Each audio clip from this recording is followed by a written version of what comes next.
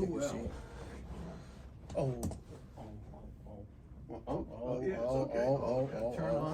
Turn on the spirit guide. Oh, MG. Okay. Mics are on. Okay. Okay. All right, let's pull it in over here. You ready? 5, 4, 3, 2, 1. Welcome back, friends. Welcome once again to the Jersey Alchemist. I'm your host, Dr. John Gerard Gallucci. And I'm Philip D'Angelo. You know, Phil, I think we talked a day or so ago about how it was unseasonably cold, right? Yes, it was extremely the coldest day, spring day in 8 years in the Jersey area. In New Jersey. Well, let me tell you what makes it even worse. Talk to me. I forgot one of my first floor windows open last night. Ouch. And went to bed, and then at sometime in the middle of the night, I guess, my furnace broke. So when I woke up and emerged from my second floor bedroom, that wave of ice cold air hit me in the face, and I was like, uh-oh, what's going on? Yeah. I went down into the basement expecting to find a flood, which there wasn't, but the furnace is dead, and now I got to call PSE&G. It's always a pleasure. Yeah. Oh, they'll be there, in a day or two. Hopefully things are, speed up by then. What were you practicing for cryogenics? Yeah. Yeah. Is that still going strong, cryogenics? You mean when they take an organism and freeze it? And freeze it. You know what it is? As I'm saying that, I answered. Now they have, how they have tanning salons? Yeah. Well, you can go in, tan, flip over, whatever you have to do, the artificial tan. Yeah. Which I don't think is healthy for you, is it? You're talking about the tanning booths with the radiation or the spray? No, the radiation. I think either one is probably not good for you. Well, they have cryogenics. Matter of fact, in Cedar Grove, I believe there's one where you have like a 10 o'clock appointment. And they freeze your balls off. Well, I think you leave with all the parts. But everything is, you go and you freeze. And the health benefits, somebody told me it's like, because your organs, when you're that cold, all your blood is going to rush to your organs to protect it. Is that true? Yeah, that is true. I have no idea. It is. Okay.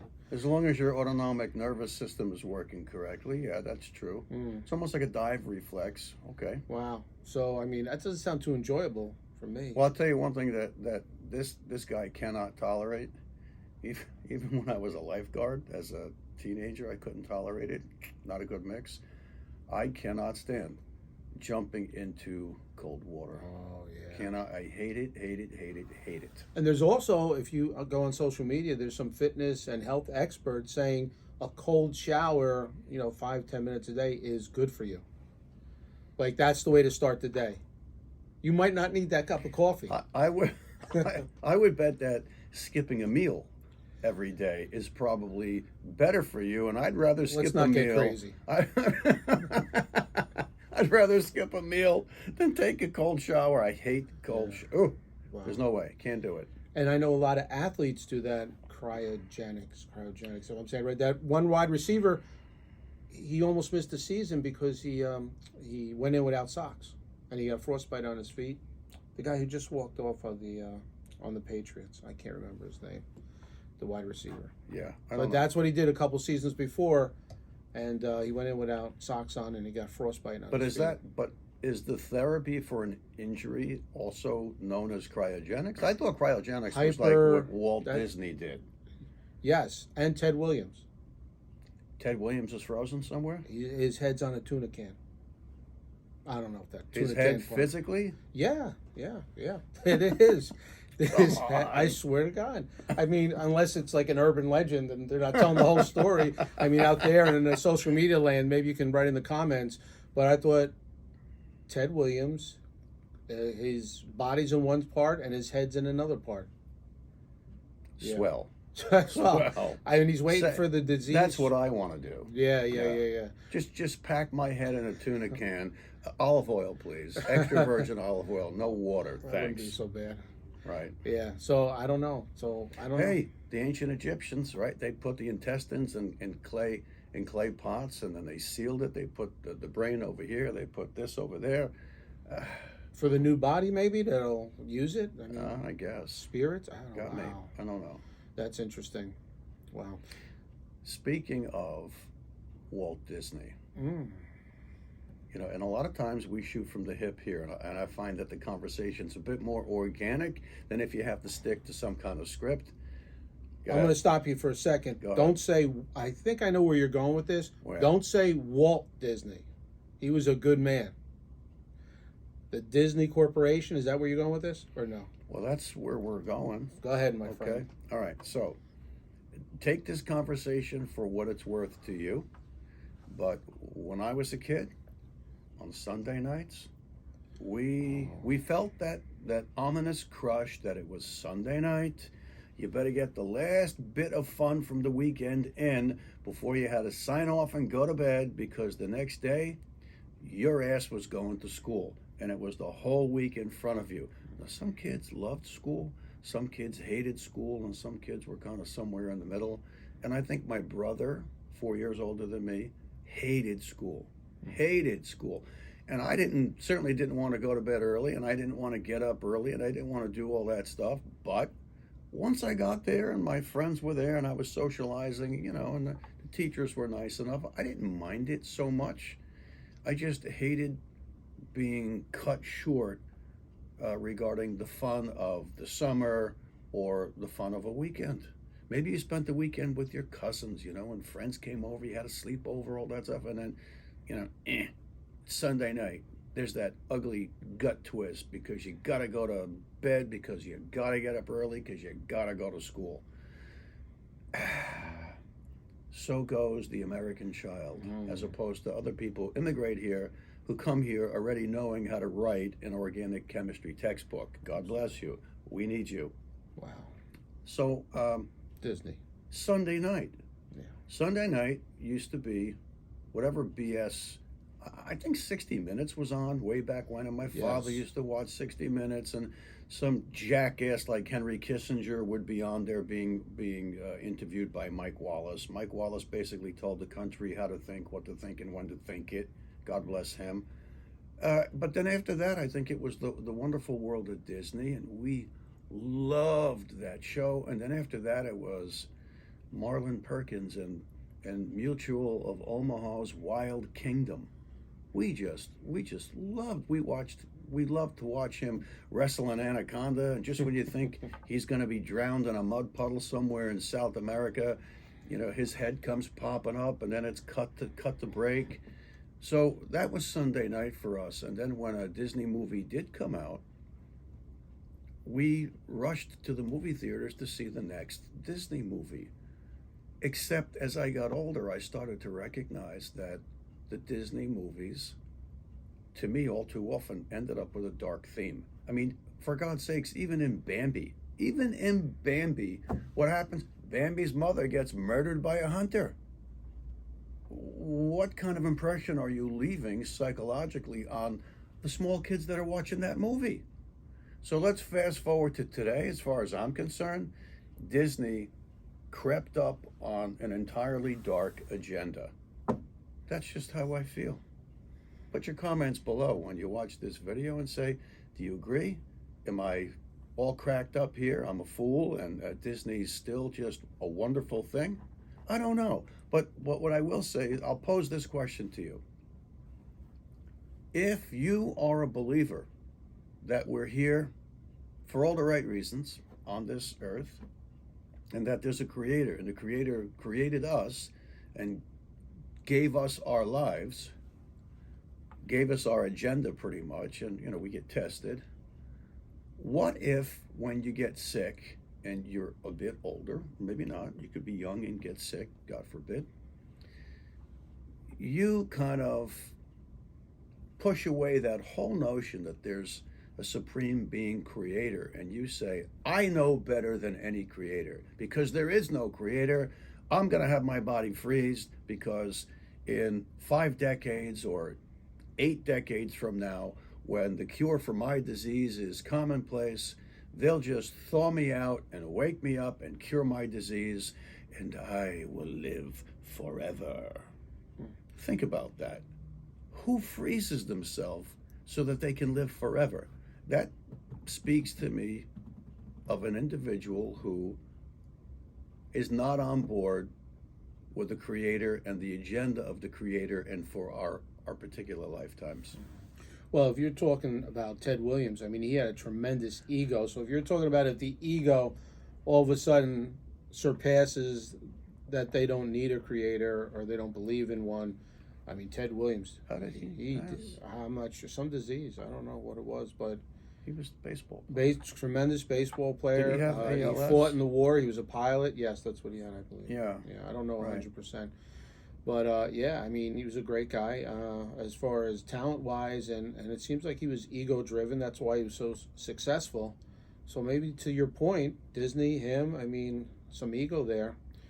I mean, let's face it. I mean, Disney, look what's going on now with Disney in Florida. I mean, they're very What is heavily involved with politics in Oh. Florida. Oh, really? Isn't that interesting? Well, DeSantis just passed that Don't Say Gay, they're calling it, where in the bill he signed, if I have it correctly, any school is not allowed to teach a child up until third grade. They're not allowed to discuss sex or sexual preferences, which I don't know too many people that would be against that. You mean K through 3? K through 3, correct. So you know what? I have to admit that one got by me. Who's pushing for a scholastic curriculum to teach K through 3 kids sexuality? Apparently, the Board of Education in Florida, and now Disney is creating a lot of backlash against Ron DeSantis. They're like, that's no way that they're calling it the Don't Say Gay bill. Like they're saying he's anti-gay, which good for him, the governor of Florida. He's standing up for himself, saying gay is not even mentioned in the bill, and that's totally. He's taking every reporter that questions him about it to task and saying, where does it say that on the bill? And they don't have an answer, at least not an honest answer. Reporters are not journalists. They're not investigative reporters. They're nothing but propaganda-driven troublemakers. That's what they are. And on the radio this morning, I can't believe we're talking about Disney. It said that Disney is going to put a new, when you come into Disney and wherever it used to say on a recording or a sign, welcome boys and girls. Oh no. Oh no. Now what is it going to say? Welcome everybody or welcome everyone. Welcome y'all. Welcome y'all. Okay, they can say welcome y'all. Yeah, but it will not differentiate between a boy and a girl. Oh, because I think I have it in my head that Mickey Mouse used to say, hello, boys and girls. I didn't. Yes, that's right. That's Right. You're 100% Yeah. right. And somewhere, I think there was Disney in Europe. Minnie, they were changing her dress. They took her out of a dress and they put her in slacks. I think Minnie Mouse. Yeah. Well, so maybe she went to law school. she might have went to law school. Yes. And I mean, so there's Disney is definitely. It seems like there is an agenda. I mean, it's not just popcorn and roller coasters and It's a Wonderful World, right? Is that one? Yeah. So Disney is definitely a small world after it's a small all, world right? after all, Yeah. So Disney is definitely throwing its hat in politics and wokeism. I mean, I'm not, if you're for it or against it, but that's where it seems like they're going, which Yeah, I can't. interesting. Yeah, it is very interesting, and it says, and a lot of employees, according to reports, Disney's putting a lot of pressures on them to believe or feel strongly about certain, ways of life, telling people how they should live and what they should believe in. Talk about big corporations. Right. Now, Right. if you want to stick your head up out of the pack, which always reminds me of the movie A Bug's Life, with Hopper and his vicious gang that would fly in once a year and eat up all the crops and beat the crap out of the ants. Right? Hopper was the one that was wise enough, the head grasshopper, and he taught his disciples that you can't let one become an influencer, because then you have 25 billion ants that will run you out of town. And so if one person wants to become an influencer, if you're really an influencer, they'll come after you and they'll try to set you straight. I think we mentioned this before, but they can be massively huge influencers. You know, the media on their side, Hollywood completely co-opted by, oh, there's that Jack Kennedy thing again about secret societies. Speaking of Hollywood and Disney and secret societies and strange events, I don't want to jump on the bandwagon of what happened at the Oscars a couple of days ago, but you can't escape it. It's as ubiquitous as the air that we're breathing. It's the meme of Will Smith in his open-handed follow-through slapping the shit out of poor little Chris Rock for making a joke about Will Smith's wife's apparent alopecia. Now, what did y'all think of that when you first saw that? Everybody was aghast. Now, I wasn't watching it live. I kind of refuse. When I was a kid, I couldn't wait for the Oscars all year. And now they've kind of proven over and over to me that I personally have no business sitting my ass in a chair, setting myself up on some Sunday night and watching the Academy Awards. Why would I? What is it that they do? There's nothing real about Hollywood. When the rest of us are stuck with the reality of being debt slaves and paying bills and getting sick and not being afforded medications that could help us because they're being politicized. We can't pay our mortgages. We can't pay our college tuitions. We can't pay our car insurance. Hollywood is influencing everybody and they get away with everything. So what if I snuck into that venue and strutted my ass right through that crowd while Chris Rock was speaking, and I hopped up on stage and slapped the shit out of Chris Rock? There would have been calamity. The police would have been on me, the security guards. I would have been handcuffed, face down on the floor, and probably never heard from again.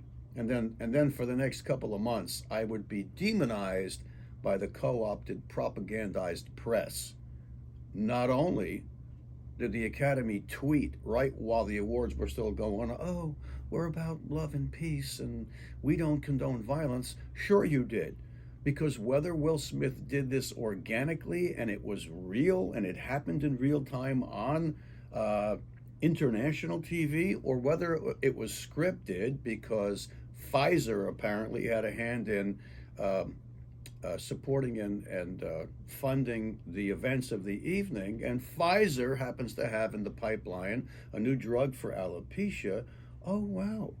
Well, let's cause a ruckus at a televised venue that used to have the entire world watching. Now their ratings are low. So what can Pfizer do to just kind of shake it all up and drive up ratings and get everybody talking about alopecia? They can do exactly what they did. In my humblest of opinions, I think if that was true, I think Will Smith, who in the past, I've seen some of his social media videos, and he talks about work ethic. You know, I was never a big Will Smith fan, but then once I saw him talking about work ethic, I was like, wow, okay, I get that. I like work ethic. He's talking about work ethic. I mean, so that's all good. But from what I saw that night, so in one night, within, I don't know how long was it between the slap and the award he won? I don't know. All right, so he's calm, he's laughing, because when Chris Rock said that, he was laughing.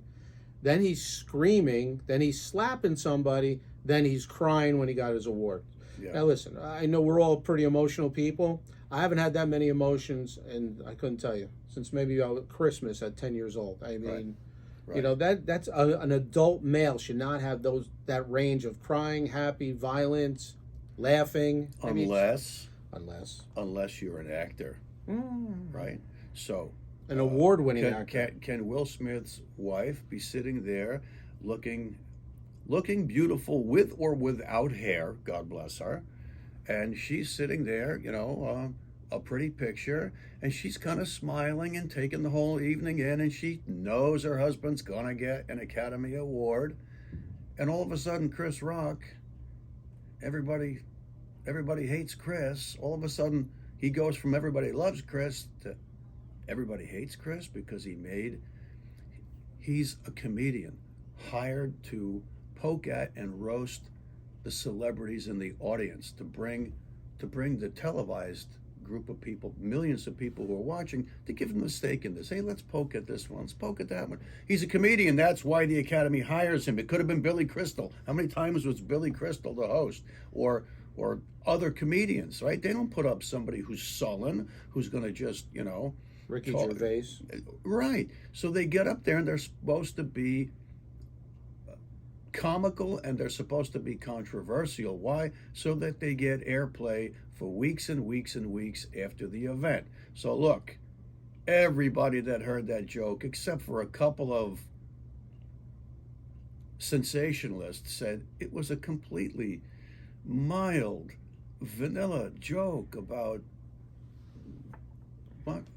G.I. Jane. G.I. Jane, yeah. When Demi Moore made the first one, she had a shaved head, was in great shape. I mean, and that was the premise that, all right, she has a shaved head, or, she's almost bald, and, she looks like she's in G.I. Jane too. I mean, that's not the worst joke in the world. Right. I mean, God, what would have happened to Don Rickles? Are you kidding me? Right. Guy would have got beat up every day. Right. So when you look at and you dissect the slap moment out, Chris Rock is standing up there and he goes, whoa, because he sees Will Smith coming. And the cameras are, panning on, Smith's wife, and they watch him strut with intent all the way up the aisle, up to the stage. And as he issues his slap, Chris Rock's hands are behind his back, and Chris Rock rolls with that slap like a professional boxer in a sparring session. Does Chris Rock know how to roll with a punch? I don't think Chris Rock is a fighter. I don't think he's a martial artist. Maybe I'm wrong. Maybe he is. But he rolls all the way with it, and the still shot at the end, the meme that's going everywhere, is that, you see Will Smith's back, Chris Rock is swooped all the way over, and there's Will Smith's open hand, completely spread out hand in a follow through. If you go to smack the shit out of somebody, your hand isn't going to be open like this on the follow through. It's going to be balled up in a fist, waiting for a retort, waiting for a counter smack or a counter punch.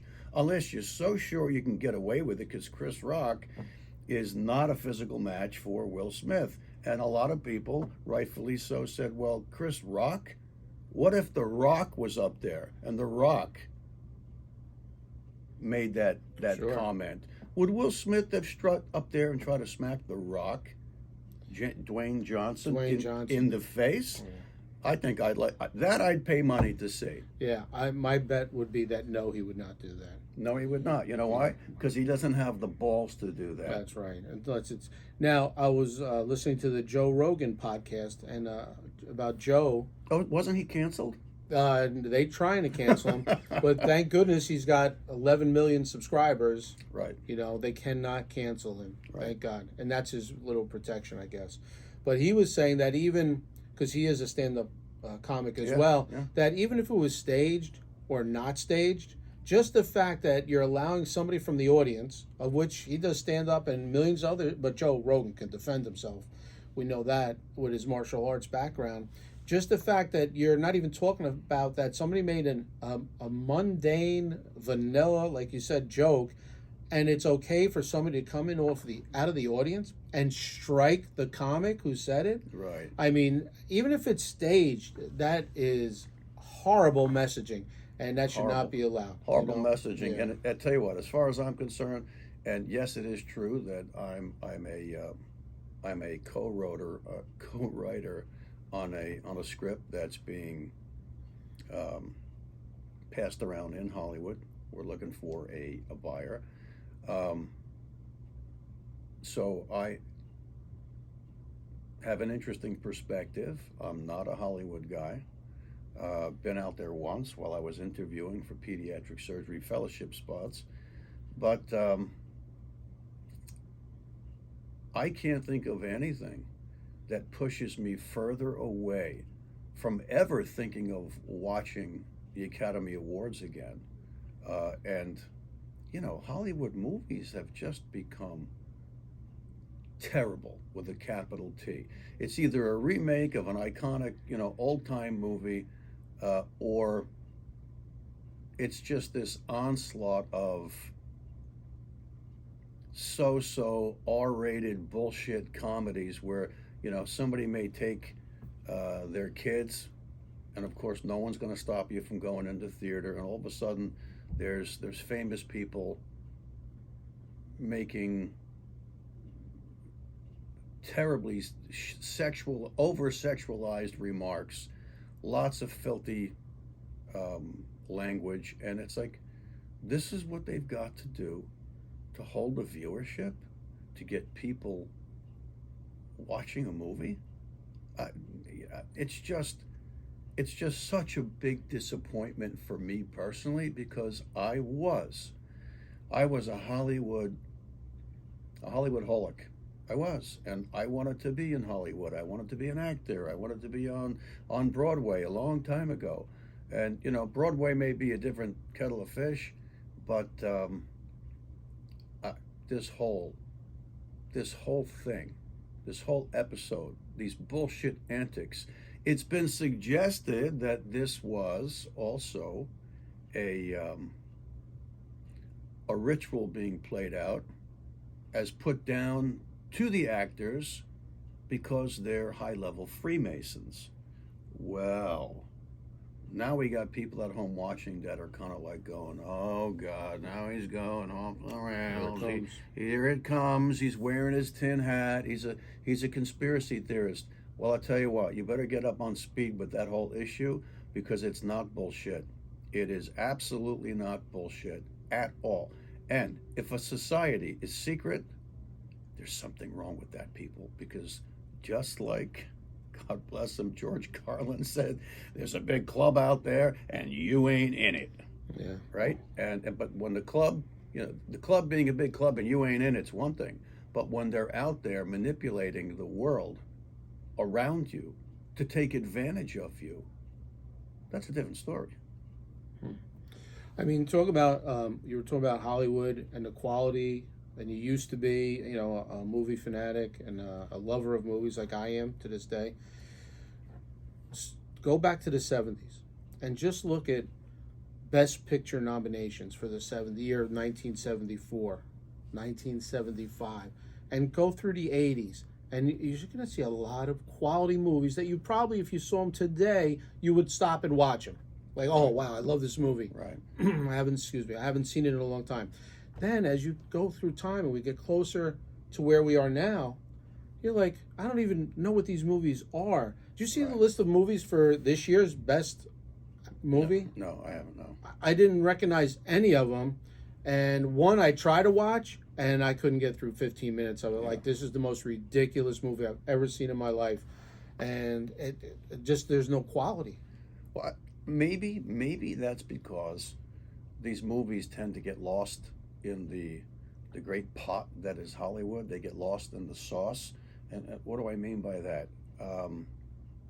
When we were kids, and I think we touched upon this before, there were 3 major networks nationally, right? NBC, ABC, and CBS. And then each large city had its own local station, like WPIX or WOR or WNEW.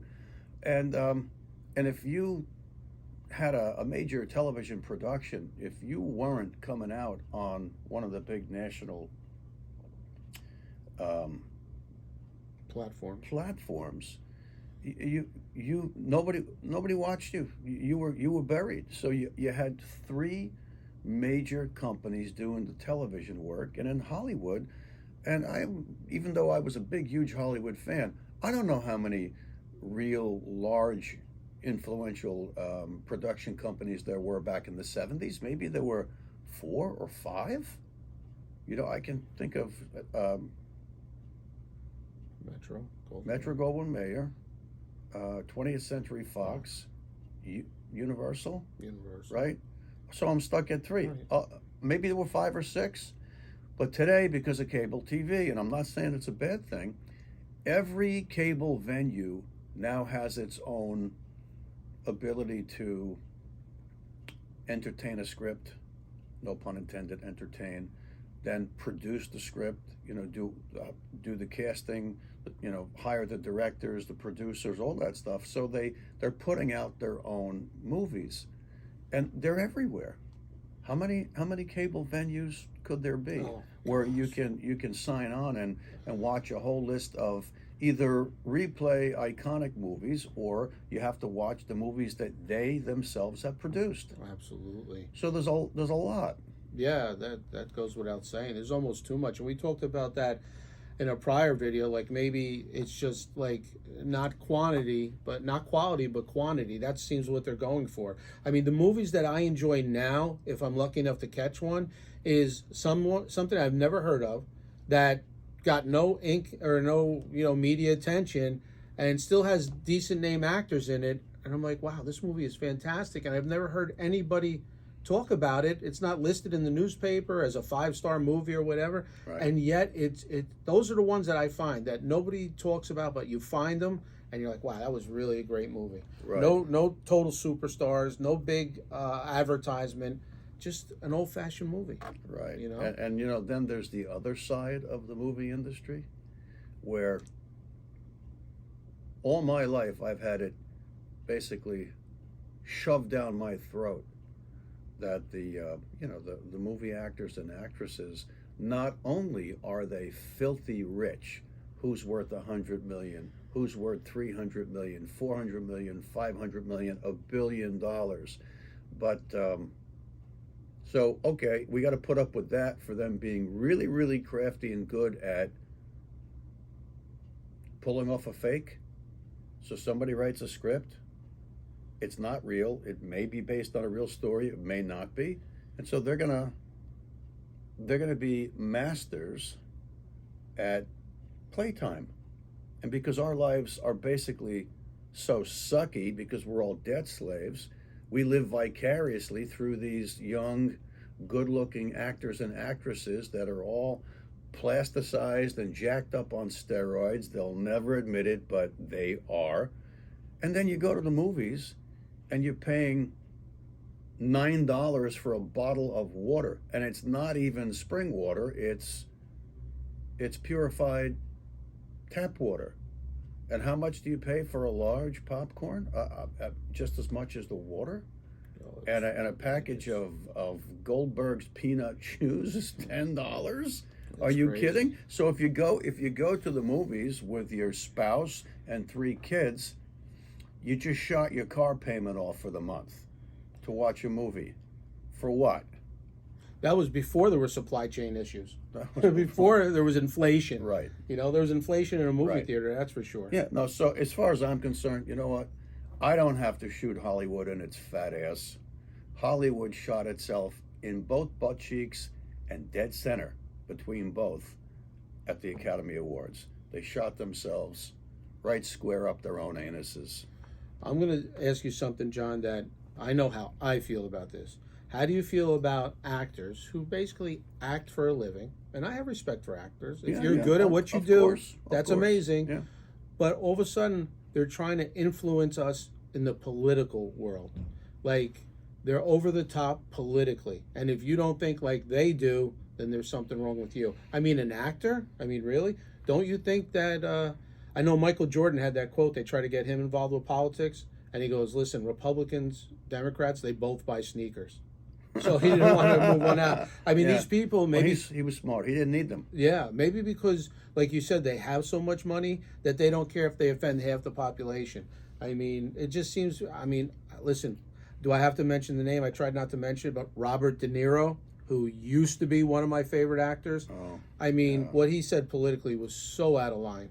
I mean, everybody can have an opinion, but to bring yourself down like he did, and I agree. And if there was a time going back, 30, 20, 10 years ago, that I thought that all of these actors and actresses that would get up at the Academy Awards And instead of saying thank you for the opportunity, thank you, thank you, thank you for being here, thank you to the Academy and to Hollywood and to all of the producers and the directors and the editors and the sound people and yada yada yada, everybody that makes a production what it is.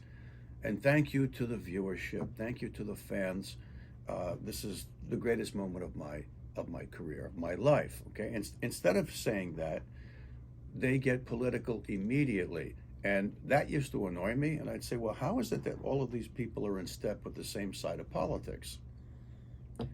I don't necessarily believe that anymore. I think that they're coerced. I think they're controlled and coerced, and it's very possible that somebody got to Robert De Niro and said, here's what you're going to say, because we have made you a billionaire. We own your ass. We own your mouth. We own your brain. We own your heart. We own your tongue. Now, maybe that's true for Robert De Niro, and maybe it's the furthest thing from the truth. But I tell you what, it's true for a lot of other people out there. De Niro may be big enough that he doesn't need them now. I don't know. I would bet Michael Jordan was big enough that he said, don't tell me what to do or what to say. But then you have some little creep like Sean Penn. How does Sean Penn, regardless of what you think of him as an actor, how does Sean Penn find out where El Chapo is hiding out? Isn't that what he did? Yeah. Right? So it kind of reminds me of Osama bin Laden. Osama bin Laden's supposed to be in some bullshit cave in the mountains of Tora Bora or something like, right? And so no one can find Osama bin Laden. Oh, the Mossad doesn't know where he is. MI6 doesn't know where he is.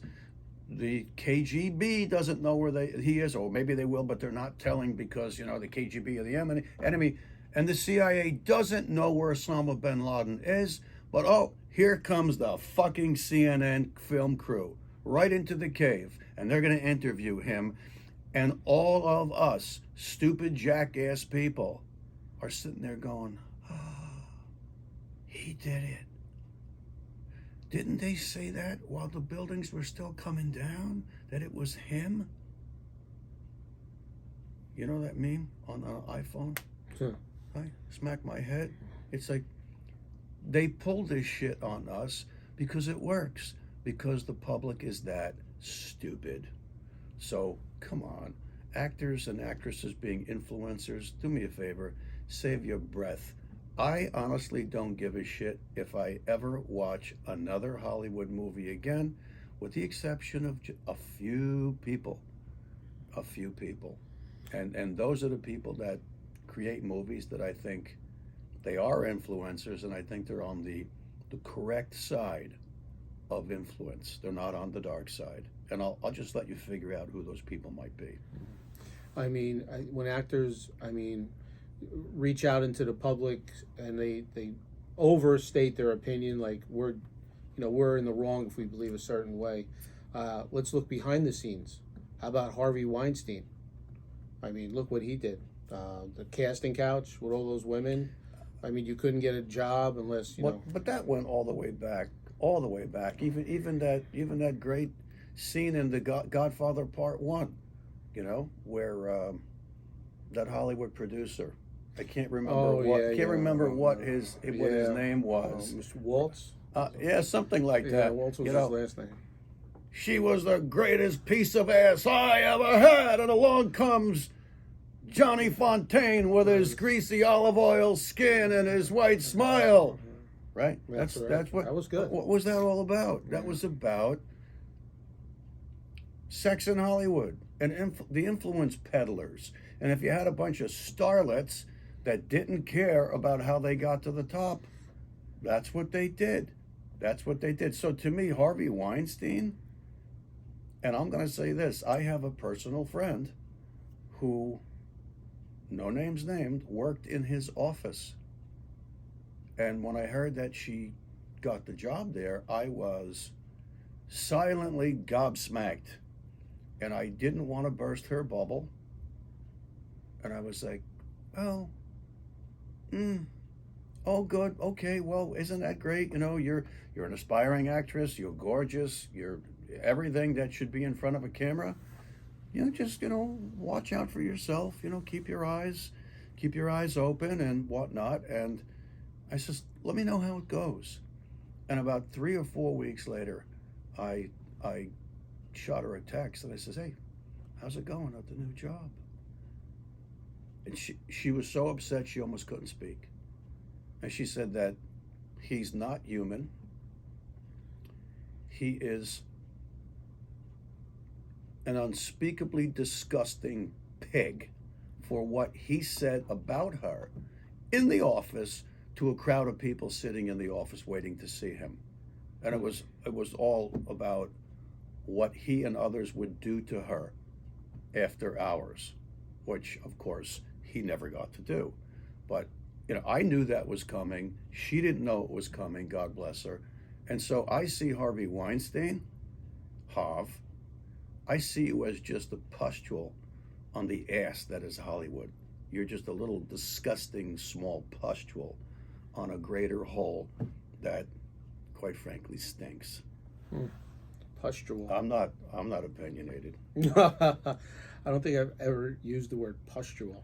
Well, But I am impressed. That was great. I've spent 30 years dealing with pustules, my friend. Very well said.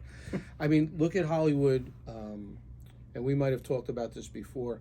I mean, they put out a movie, a certain amount of people go and see it, and it's a movie that's edgy, and in one way, maybe violence, sex, gore, whatever. But they always forget about the family unit. And this could be going back to Disney, too. And somebody puts out a family movie that's corny, but guess what? There's so many families out there, or there used to be. I mean, when I used to go with my family in the 90s, and that's the box office hit for the year. So they totally underestimate the power of just making a decent, fun-loving family movie that everybody can go see, and it becomes the #1 box office hit for the year. But they don't care. But They don't care because they're co-opted by a higher power, a higher authority, and they're basically on board, whether they like it or not. Deep down inside, peel that onion and find out, what's in their heart.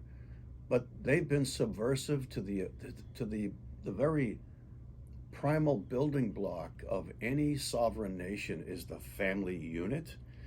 Hollywood's been subversive to the family unit for decades and decades and decades.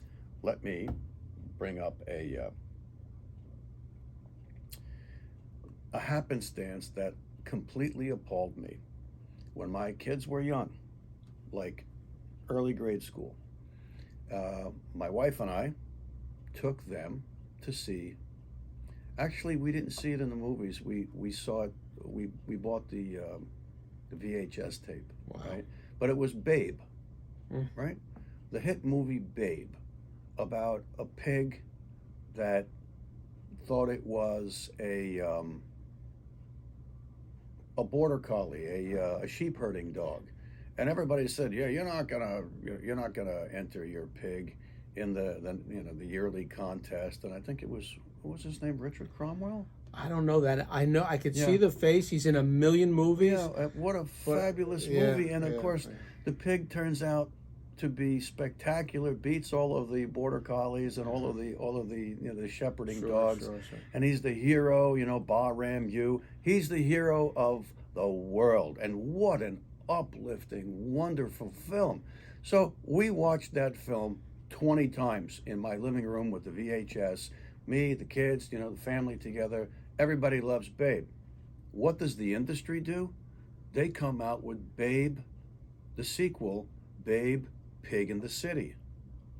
And we're all waiting for some, equally wonderful happenstance that Babe is going to somehow or another do something altruistic and heroic in the city, I guess, because the title of the movie is Babe, Pig in the City. And as it turns out, they get involved with a nefarious underworld street gang where there's murder and grand theft auto, and there's a dog in the film that ends up in a warehouse being hung upside down, and if they don't get to him on time, he's going to die.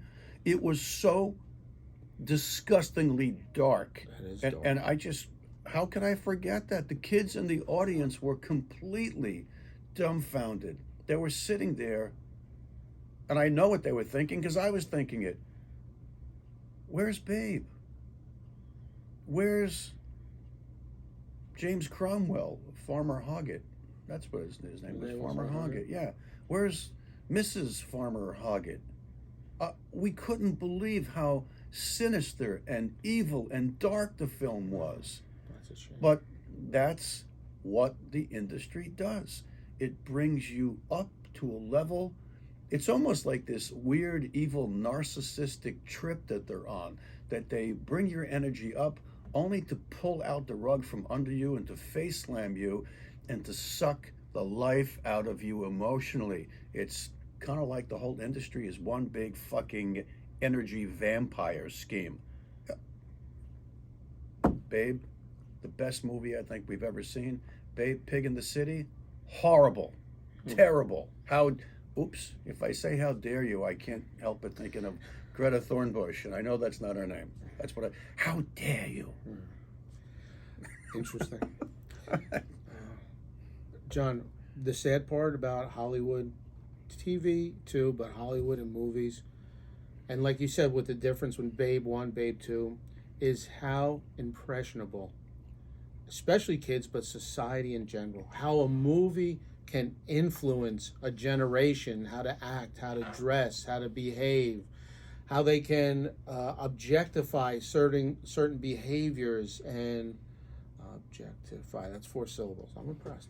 You know how they could really, you know, just move a whole society to think a certain way. And so you have to be careful because what they're putting out there is definitely influencing a whole society. Yeah. And it's an intentional thing. And I think they know it works on us. And I'm going to tell you what I believe.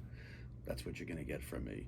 I am absolutely opinionated. And if you don't like it, noogies. People, by and large, have good, innocent hearts. They do. And Hollywood knew that going all the way back to the first silent movies, that people had good, innocent hearts. And as Hollywood progressed, they took advantage of that. And they knew how they could manipulate all of us that had innocent, true hearts. Manipulate us into going to a war. We talked about that. Manipulate. All you got to do, and I don't know if American Movie Classics is still around, right? Probably somewhere on cable you can find that whole cache of old black and white, circa World War II movies. And every major star, any of the Humphrey Bogart movies, right? What are they all doing? They all had cigarettes, sucking them down. And if you think that that was just about money, you're stupid. Because even back then, they knew that cigarettes were not good for you. And so they had everybody smoking cigarettes. Everybody wanted to be bogey.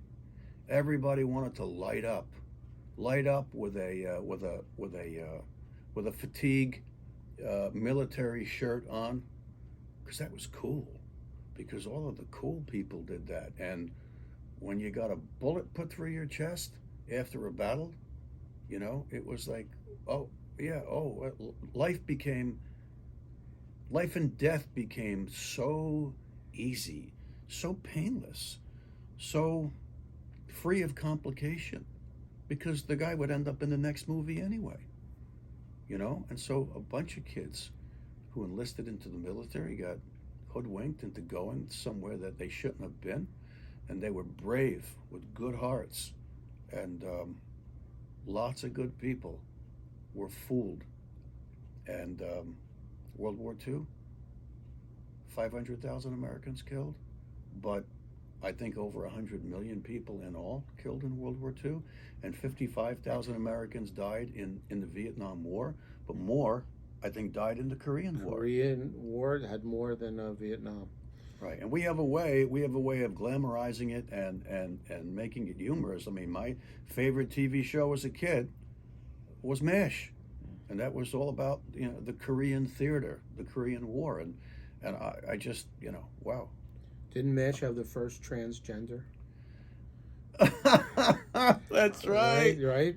What was Jamie it? Farr. Jamie Farr, right. yeah, and right. Klinger. He was dressing as a woman, yeah. Yeah, that's pretty funny. But they got away with it through comedy, and I have to admit that because of that series MASH, I wanted to be an Army surgeon, and for some reason it just didn't happen. But I became a surgeon because of that TV show MASH. Thank you, Alan Alda. Wow, he's a great actor. No, that was a sincere thank you, Alan Alda. I loved everything about the show and everything about him and his writing and the whole cast, and wow.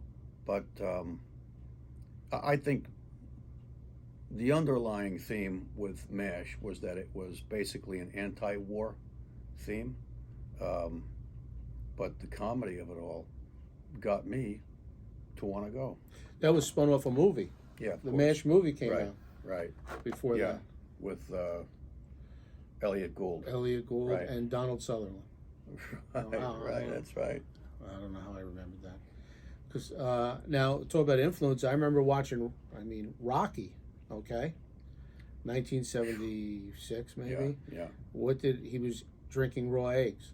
I said, if it's good for Rocky, it's good for me. I know. I tried it. I couldn't do it. But I did tell you that story. You know, I Yeah. think on a past recent episode that my grandmother used to punch holes Suck on eggs. either side of an egg. So sucking a raw egg. You to were me ahead of Rocky. Was old hat. You know, Yeah. but I admit, you know, all of us in 1976, we were teenagers. We wanted to be that guy. Yeah. My God, The it underdog. was so. I'll never forget. We were driving on Route 46, and we were somewhere around, I don't know, Wayne, New Jersey. It was my dad driving. I was in the car with my brother and maybe my cousin, and the entire highway was backed up. And we thought, oh God, 46 that night, rush hour was a disaster anyway. Still is. It still is. There you go. But on this particular evening, the highway, that stretch of highway was just a long downgrade, and then a straightaway with an even grade, then an upgrade, so that you could see the red lights for a couple of miles. And when they were all just stopped like a parking lot, and it was just red lights as far as you could see, the brake lights, you knew you weren't going anywhere fast. And then we realized that at the top of the hill was Cinema 46. And this entire line that filled the highway was making a right-hand turn at the Cinema 46. And my father goes, oh my God, this is for the movies. He goes, what the hell's playing? And as we got closer, the marquee it was in every one of their theaters, and it just said Rocky. And he goes, your Uncle Ernie saw that just a few days ago and said it was amazing. And Ernie said it, Right, but look at how easy. Influence. Yeah, how influenced we were. And the other movie that I can remember where the line was just as long, we all went, I think it was in 1976, I think it was the same year, we went to see Star Wars. When it first came out, the first Star Wars movie, we went to the Paramus Theater, and we pulled up, the parking lot was packed. Are we going to get in? And we saw a long line, the length of the front of the theater. And the theaters back then were big. Yeah. And then we realized that line went all the way down the length of the building. It went all the way, the width of the building to the back of the building. It went around the back of the building, and it came out the front. And we were like, you got to be kidding me. So we went to see, I don't know, the 7 o'clock show, and I think we stood there like idiots, and we got into the 10 o'clock show. Wow. Yeah. Yeah, that's me. How about drive-in movies? Right? Remember them? Drive-in movies? There's still a couple around. You must know that famous story about the No, but you're going to tell it. The drive-in theater by the Willowbrook Mall. Yes. The one right on Route 23. There was a lot of them. Well, not a lot, but there were many on Route 3. That one. Yeah. Well, there's still one in Warwick, New York. I know that. There there was one of the first large shopping malls that opened up was the Willowbrook Mall in Wayne, New Jersey. And yeah, I mean, it was just, wow, it was like going to Disney World, right? But, and they had their own movie theater, but there was a drive-in theater in the front of that whole mall complex right off the highway. And there was a big stockade fence all around that drive-in theater, but the screen was huge. So the screen was way, way, way above the stockade fence. So you could sit in a car somewhere and watch the entire movie. Of course, you were watching a silent movie. But there came a time when I think I was around 14 years old, and my father was humming mad over it, that on Friday nights, the drive-in theater turned their venue to hard porn. Are you serious? Hard porn. So the entire highway used to stop. How could that be possible? It was. That's People would be getting out of the mall with their families and make a right to go towards Singac and Little Falls and Cedar Grove, or they make a left to go somewhere else up 46 and Route 80. Wow. And it was Larger than life. There was larger than life. There was Linda Lovelace, and all 18 inches of what was that guy's name? I wouldn't know. Was it Johnny Holmes? Holmes. Yes. Yeah, there it was. Is talk about larger than large life for all the world to see. That's amazing. Yeah, That's unbelievable. the good old days. Yeah, the drive-in theater. Yeah, as a kid, you took your dates to the drive-in theater. True. Right. Yeah. Right. And then one by one, they all disappear, for the most part. They did. They did. Yeah. Yeah. And I took a date to see Apocalypse Now at I think there was a drive-in up in Pinebrook or something, and my luck, she didn't like the movie. She fell asleep. That was it. That was it. So I watched the movie. Oh, that says a lot. Wow, yeah. Well, it was a good movie. It was a good Marlon movie. Brando. I mean, Right. come on. And I drove up there in my grandmother's '64 Chrysler Newport. Wow. The back seat was the size of a football field, and the Yes. front seat was the size of a baseball field. It was a bench seat. Yeah. Wow. Those cars glided. Yeah, they did. glide. Right. That was amazing. And they really, really, really gobbled gas. Yeah, at 40 cents a gallon or 50 cents, whatever it was. Right. Yeah. So, I don't know. I don't know what's going to happen to Hollywood, Phil. Well, it can only go one way, and that's up, hopefully, because to me, they're at the bottom right now. They're Right. losing a large family audience. They're losing just people that just want to be entertained. They don't want to be shocked, or not every movie's got to be shocked or gory or whatever. Just let's talk about scripts. Where's the good script writers?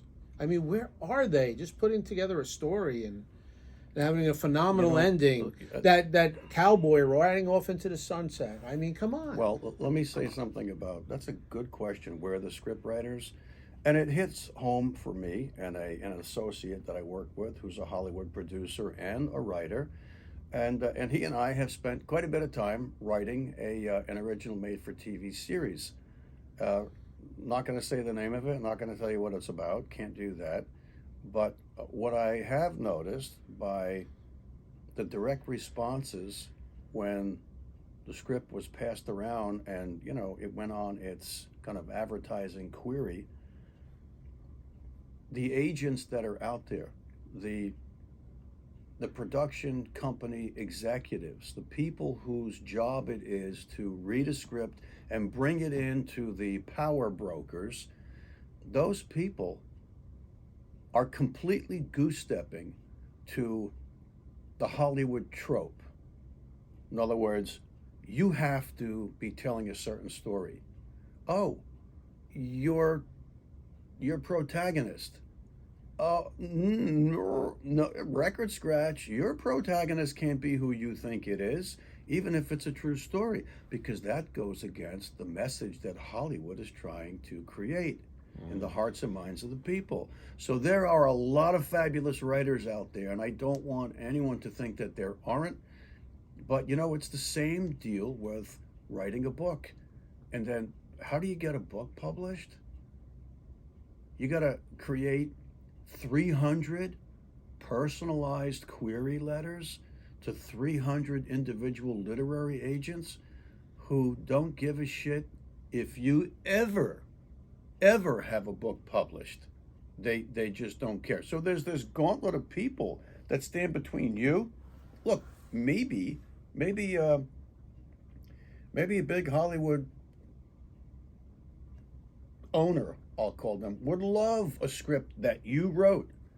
But if it doesn't get by the people that's hired to be the gauntlet that separates them from you, they're never going to see your script, because these people are constantly walking on eggshells.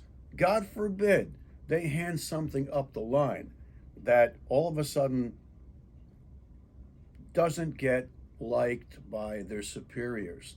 Now they think they have crosshairs on them, and that diminishes them. So nobody wants to take a chance. Everybody's got to do the goose step with the same bullshit trope, saying the same goddamn messages, and then they pass those up the line. And I'm telling you, because I'm experiencing it now in real time. So, that's another reason why I really hope that Hollywood cleans itself out. Hollywood needs to go down to a local pharmacy and get a gallon of Go Lightly and then a couple bottles of magnesium citrate. Yeah. And they need to gobble it down, and they need to shit their brains out and clean out their colons. Because if they don't, Hollywood is dead. Well, on that note. On that healthy note. I think that's it for today. Okay, brother. All right. See everybody soon here at the Jersey Alchemist. Thank you, John. Peace.